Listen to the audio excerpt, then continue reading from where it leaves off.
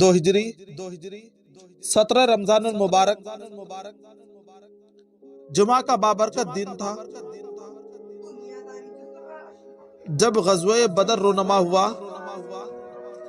قرآن مجید میں اسے یوم الفرقان کہا گیا۔ اس جنگ میں مسلمانوں کی تعداد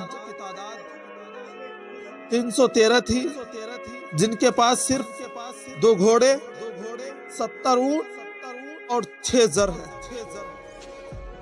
زر لوہے کا جنگی لباس ہے اور 8 تلواریں تھیں، جبکہ ان کے مقابلے میں لشکر کفار کے 100 افراد پر مشتمل تھا، یعنی 1000 افراد پر مشتمل تھا، جن کے پاس 100 گھوڑے، 700 اونٹ اور کثیر آلات حرب تھی۔ جنگ سے قبل رات میں حضور صلی اللہ علیہ وسلم نے اپنے چند جانصار ساتھیوں کے ساتھ بدر کے میدان ملاحظہ فرمایا اور زمین پر جگہ جگہ ہاتھ رکھ کر فرماتے ہیں، یہ فلاں کافر کے قتل ہونے کی جگہ ہے،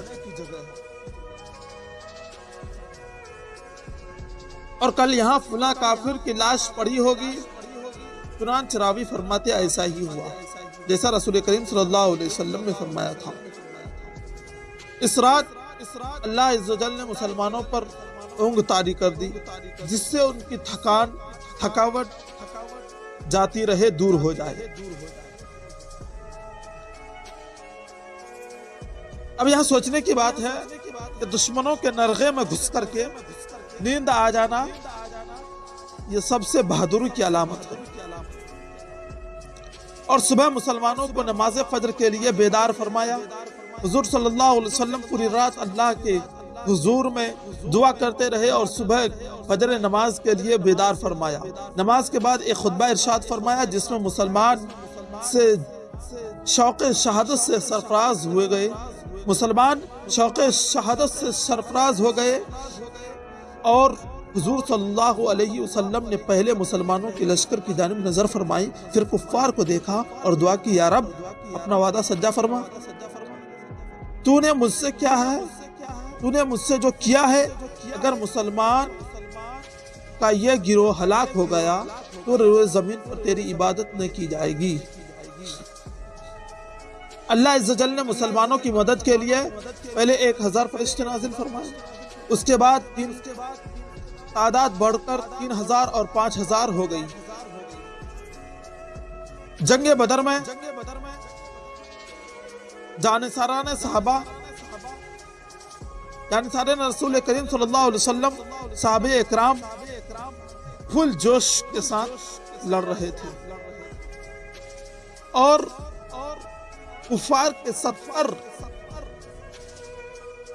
لوگوں کو مار کر واصل جہنم کیا اور 70 کو گرفتار کیا، اور صرف مسلمانوں کی جو شہادت نصیب ہوئی تھی ان میں صرف 14 صحابہ اکرام تھی۔